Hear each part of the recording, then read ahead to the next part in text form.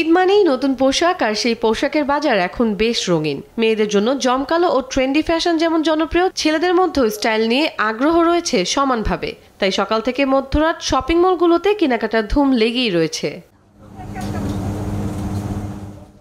এবার মেয়েদের ঈদ ফ্যাশনে বেশ বৈচিত্র্য এসেছে। হালকা ও জমকালো কাজের সেমি পার্টি ওয়্যার, পালক ও এমব্রয়ডারি ডিজাইনের পাকিস্তানি সালোয়ার কামিজ, শিফন কটনের কুর্তি সহ শার্টের চাহিদা তুঙ্গে। পাশাপাশি ওয়েস্টার্ন ও ট্র্যাডিশনাল ফিউশনের ট্রেন্ডও নজর কাড়ছে। পাকিস্তানি ড্রেস অনেক বেশি দেখছি।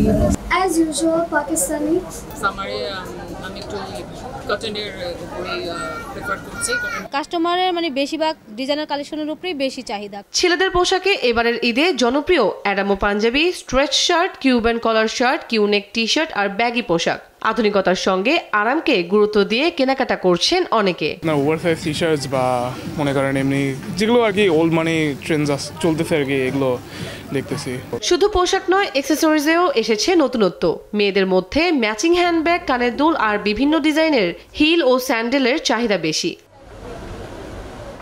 তবে পোশাক, জুতো বা অ্যাক্সেসরিজের দাম নিয়ে ক্রেতা বিক্রেতাদের মতপার্থক্য থাকলেও ঈদের আমেজে তার প্রভাব নেই বললেই চলে।